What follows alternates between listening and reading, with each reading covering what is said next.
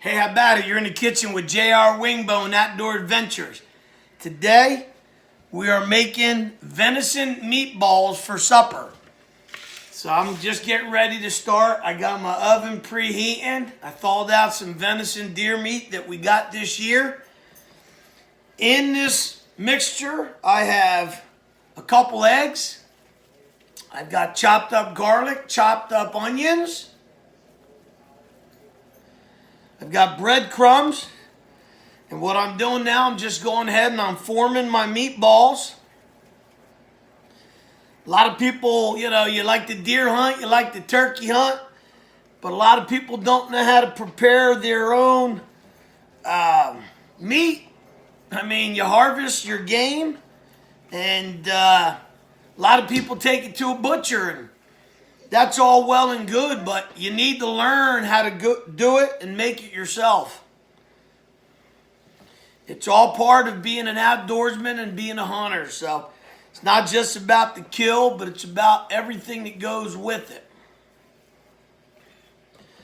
As you can see, I'm forming these meatballs. These meatballs are going to go in a preheated oven, 350 degrees, till they're cooked.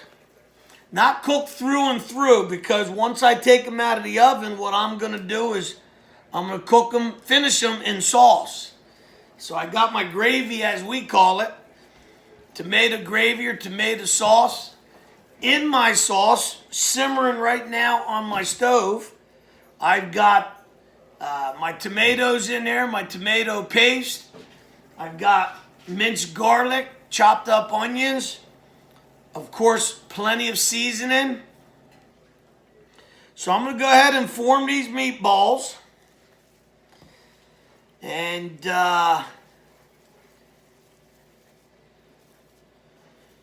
sometime tonight, we're going to go ahead and cook up the noodles, probably 4 or 5 this afternoon. My bride is out running some errands, getting some things done. She's been working on some laser engraving on some slate. If you haven't seen it yet, check out my Facebook page. She's doing 6 by 9 inch slates.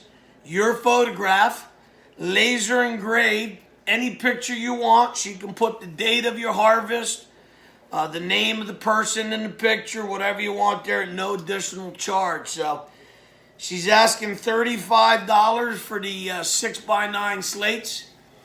And there is a flat rate of about $7 for shipping. Post office has got to get theirs, you know what I mean? So as you can see, I'm going to go ahead and continue making these meatballs. And I'm thinking I got about 5 pounds of meat here. I didn't measure it out. That's not how I was taught how to cook. I take it out, a little of this, a little of that.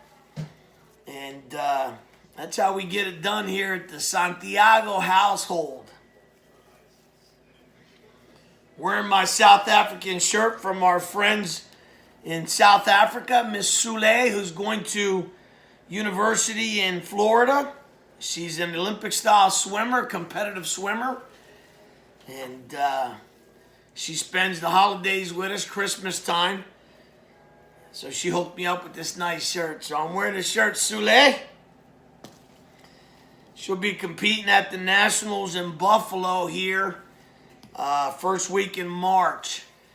Our family's coming from South Africa, her mom and dad. First time, I believe, her mom's ever been in the United States. Her dad was here last year to watch her compete in Florida, but this year they're competing in Buffalo. So we're looking forward to seeing her. She's kind of like a stepdaughter to us now. I don't know how well you can see them meatballs, but I've got bits of garlic, bits of onions in there. I've got adobo. I've got all kinds of seasoning, salt and pepper, oregano, some parsley, some fennel seed. You know, it's all in there, man, like Progressive, as they say. It's all in there. The meatballs I'm making are approximately an inch and a half in diameter. Just a nice size. They'll cook down in the oven. Once they cook down in the oven, like I said, we're going to stick them in the sauce and let them cook in the gravy to finish the centers of them out. So This is going to be real nice. We're just going to have your basic spaghetti and meatballs for supper this evening. But like I said, not your basic because we're using wild game. We're using venison tonight. Wife and I both enjoy cooking. And I've had some requests for some cooking videos to throw on my YouTube page. So that's what we're doing. By special request, I've had some requests to do some more skinning and trapping. Of course, anything in the outdoors that we get involved with, I'll be posting up videos as much as possible. And again, give me some feedback. Let me know what you think. If you like what you see, if you want something that you want to see, just give me a holler. Always happy to oblige. So I've got enough here, about another 8 or 10 here. Like I said, my oven is preheated. Just heard it go off.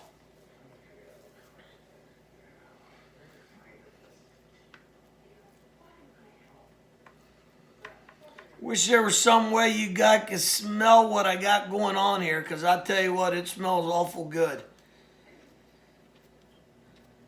You can't beat wild game for the nutrients, the health factor. You know, it's super low on fat. Venison, very little fat. Sometimes when I make my chilies, I'll add a little pork just to add some fat to it. But with the meatballs, we're not doing that at all today. This is straight up venison. I've got Italian breadcrumbs in here, like I said. All my seasonings. A couple of eggs as a binder. Hold everything together. Just about done with what my batch here. Like I said, about 5 pounds of venison is what I thawed out. Again, I like to do it all from field to table. I do all my own butchering. The only thing I don't do is certain specialty things like hot dogs and meat sticks. And I'm not a huge fan on jerky. I don't like taking a nice piece of meat and drying it all out. And then you got to gnaw on it with saliva to put moisture back into it. Just not my cup of tea, sorry. Meat sticks, now, different story. But like I said, I don't make them. I do my steaks, my roasts. I will do like a minute steaks. I do have equipment here at the house where I can slice the meat nice and thin, make minute steaks and cube steaks. Of course, roasts. Down to my last 2, it looks like.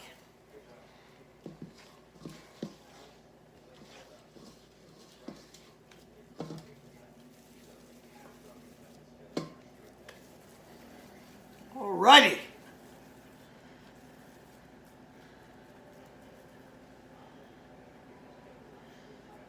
Alright, so we got them all made up. I'll go ahead and show you what I got going on there.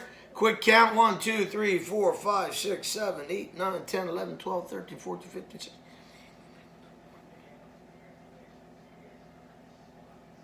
33 meatballs with about 5 pounds of venison meat. Again, it's got minced garlic, chopped up onions, all my seasonings, oregano, paprika, a little bit of everything, you name it. A little adobo in there. So I got them on my slightly greased pan. I'm going to go ahead and stick that in my oven here. Let me just turn the camera around so you can see what we got going on.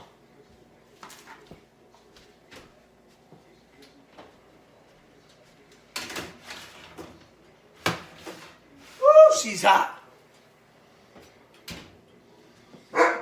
We'll set my timer for about 20 minutes.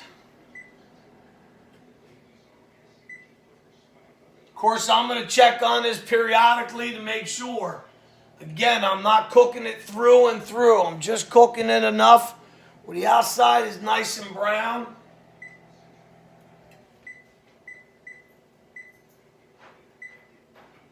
Okay, my timer's set. Got her set for 20 minutes. So we're going to let that go ahead and cook. When it's done, again, we're going to finish it in a pot with my gravy. Let me just get my camera set up here and I'll show you what we got going on there.